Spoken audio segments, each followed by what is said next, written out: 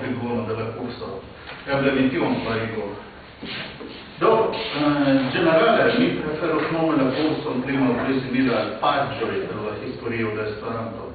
C'era se racconti la tutta la storia, quando c'è un congresso in che è giù, che è lui però, dove imago. Do kio mi racconto per la jaro stendeka, exemple la jaro stendeka i la jaro kvindeka, ĉar krom la rezolucio de UNESCO kaj la skandalo en Hamburgo, okazis preskaŭ neniu interese simple. Jes, multaj homoj venadis, okazis multaj kursoj, renkontiĝis kaj tiel pluse vidi alporti koncepton neniu nova aperis, kaj do estus kvazaŭ rakonti la historion de Sovetunio, la comunista partito, neniu okazis, kaj ĉio okazis en kulisoj, ĉio interesa. Do tiu sense, por mi estas ege grava scii kiel establiĝis la kongresoj kaj kiel ili estas tiaj, kiel ili estas nun. Kiel aperis la plej gravaj esperantistaj organizaĵoj kaj kiel ili estas tiaj, kiel ili estas. Kaj tio okazas ĝuste en la unuaj jaroj, antaŭ la mondmilito kaj en la intermilita periodo. Pro tio mi havas du prelegoj kiuj koncernas la postmilitan periodon. Post la dua mondmilito, kvankam laŭ la tempo tio estas pli ol 70 jaroj. Tio estas la klarigo.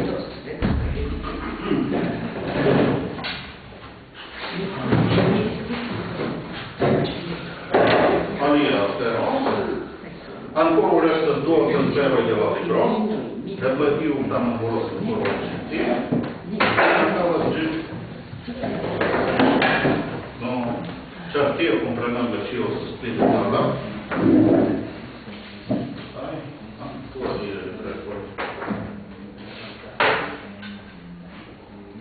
Do ĉar mi estas kaj profesoro kaj budikisto, mi ankaŭ annoncas che iuj deziras aboni la gazeton La Ondo de Esperanto en la februara numero kun Petro, ĉu ne? Ĉiuj konas lin, Petro Bauer.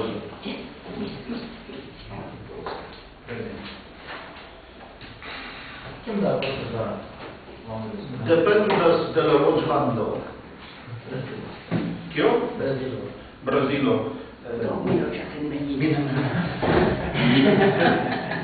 Estas en la reto. Mi estas un redaktoro, un eldovisto, que ŝajnis al mi ke 24 euroj. Ĝi estas ĉiumonata.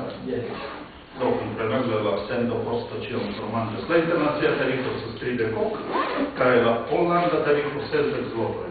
Nu, vi vidas, ke ĉio estas preskaŭ fantasta malmultekosta por la poloj, ĉar la revuo estis presata en Pollando dum 6 jaroj, sed tiu numero verŝajne estis la lasta. Mi intensas movi nian ekspedejum kaj ĉasejum al Lipovio, kie la prezo estas pli interesa, se temas pri la sendokostoj. Sed certe ne en Ruslando neniam mi tiel presas libroj kaj gazetoj. Ruslando estas ege multekosta lando, pro nia malfeliĉa petrolo kaj gaso, ĉio estas multekosta. Do, hodiaŭ ni havas 7 ĉapitrojn, kiuj estas dividitaj laŭ 3 kaj 20 minutaj eroj. Ĝis ĉiuj ne venis, eble vi havas demandojn.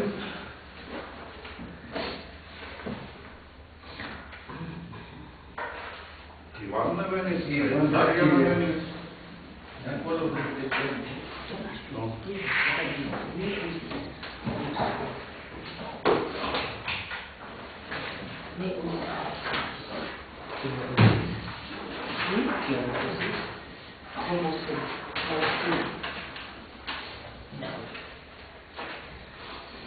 Mi babilis telefone kun greva Apollo per vespere kaj mi demandis pri homosexuala.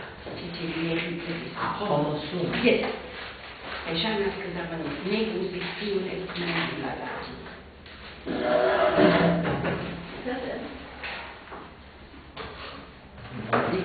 Ne aperas kaj neniu alia mencias kaj restas mistero. Senkosta mistero.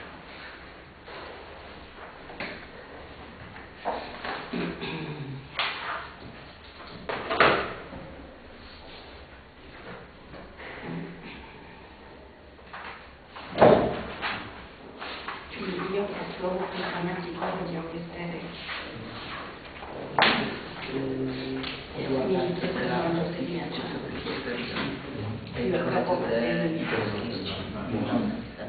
De supporre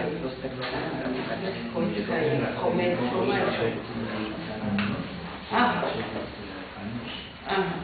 to minimum salate este.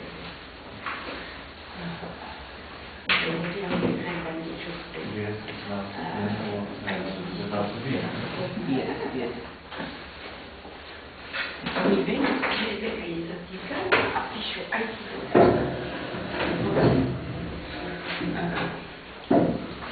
No, nekoj metropolanska nikomanco, čar jamo kaj nekavas nur kiom da tempo kiom nekavas, kiero ni povis pliaj 10 minutoj versi ĉi tie, sed mi ne volas fari tiel kiel okazis hieraŭ, kiam pro plilongiĝo de la prelegoj oni havis tro malmulte da tempo por la tagmanĝa paŭzo, ke tio estas pli sankta afero ol la prelegoj.